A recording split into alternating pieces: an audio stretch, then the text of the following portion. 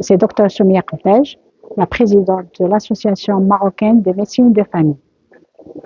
La 11e édition du Congrès national de l'Association marocaine de médecine de famille. Le but de ce congrès, c'est des échanges scientifiques entre des orateurs et des professeurs nationaux et internationaux. L'intérêt, c'est des échanges scientifiques dans différentes spécialités, la spécialité cardiovasculaire, la spécialité de gériatrie, la spécialité de gynéco-obstétrique, des maladies endocriniennes comme le diabète et d'autres spécialités, les médecines d'urgence et d'autres spécialités encore. Avec de ce qu'on appelle l'apprentissage par renforcement. Et je reviendrai sur ces termes d'apprentissage par renforcement. Donc l'IA, c'est tout simple l'apprentissage supervisé, non supervisé. Et la vraie IA, donc c'est bien du deep learning.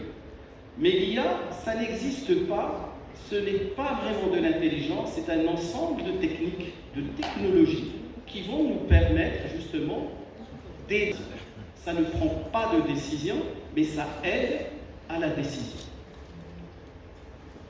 Alors, une première tentative donc, de définition un peu consensuelle, l'intelligence artificielle, c'est l'ensemble des théories et des techniques mises en œuvre pour réaliser des machines capables de simuler, on fait de la simulation, de l'intelligence humaine, ou encore un ensemble de techniques. Il y a machine learning, et il y a plusieurs types d'algorithmes, ce qu'on appelle les faux réalistes. Il y a le tissage profond.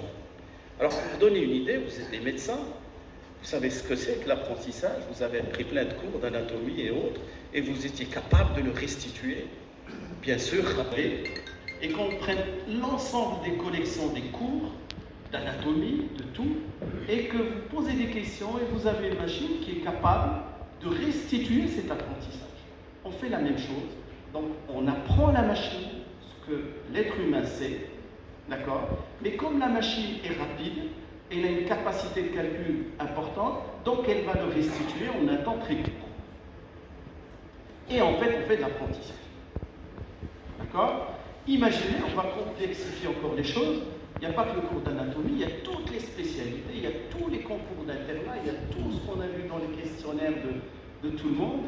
Et on prend tout ça dans ce qu'on appelle l'ontologie santé, et on va questionner cette ontologie santé par rapport à des situations.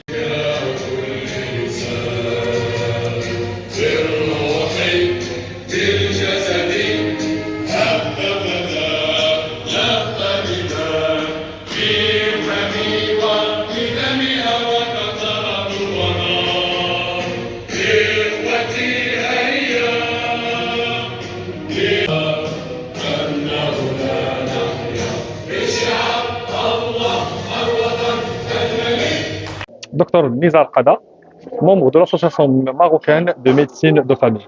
Nous organisons cette édition qui est la 11e à Tanger entre les médecins généralistes et différents partenaires et actionnaires de la santé.